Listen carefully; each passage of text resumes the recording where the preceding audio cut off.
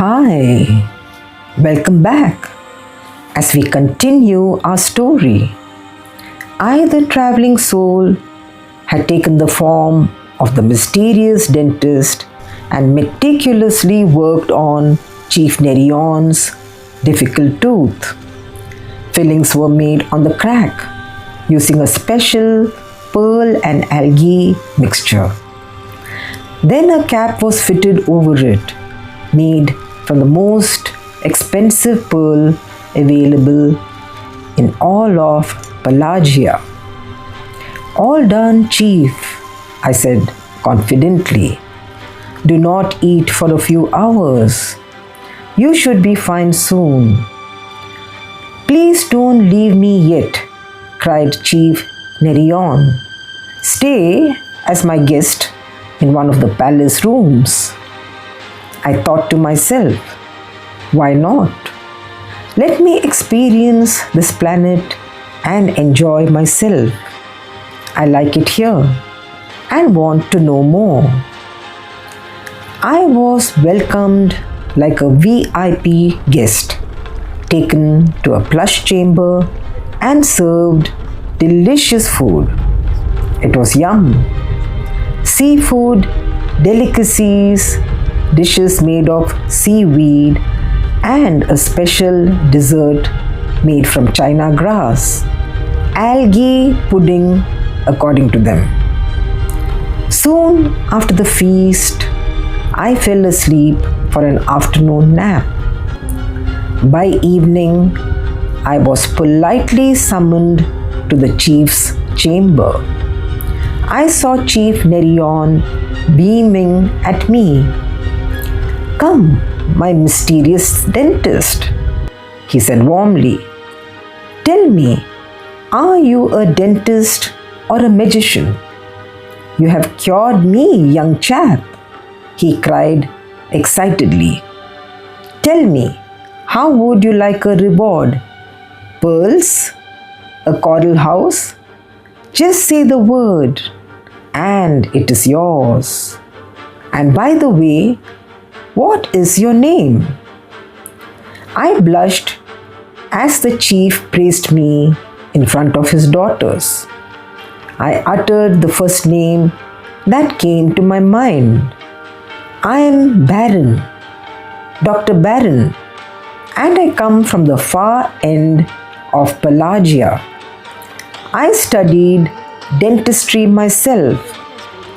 I would often examine the teeth of fishes and experimented with fillings made of pearls and algae in my own little backyard. The fish that came to me for treatment were cured. So yes, I am self-taught. You are a bright Pelagian. I'm proud of you, continued the chief. Just then, Lyra spoke up. Daddy, why don't we appoint Baron as our official dentist? We can gift him the clinic as payment. Brilliant idea, Lyra, exclaimed Nerion. As the days passed, I became the chief's favorite. He began treating me more like a son. But deep inside, I felt uneasy. It was not right on my part to deceive the chief in this manner. I must tell him the truth before he starts making big plans involving me. One day, I approached him. Chief Nerion, I have something important to tell you. May we have a few moments alone?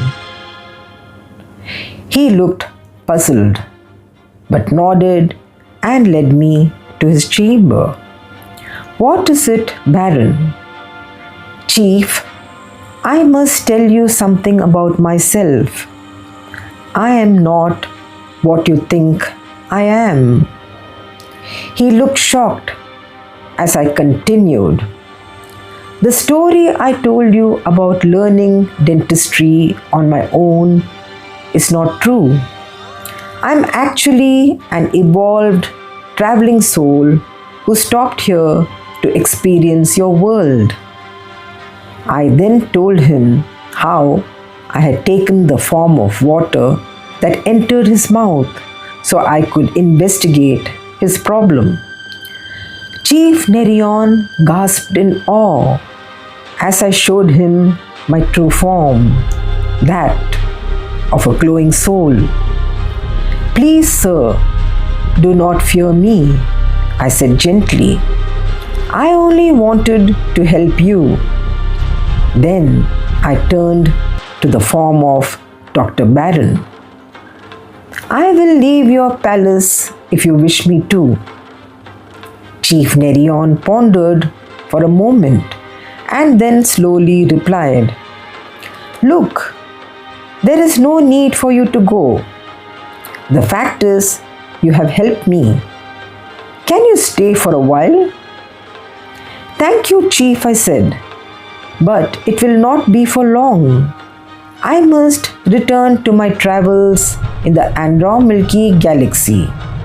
I come when there is imbalance and leave when harmony returns. I see no imbalance here. Your planet and underwater civilization are beautiful. Thank you for saying that, said Nerion. Sir, I would like to know more about your planet. How did all this happen? Nerion smiled.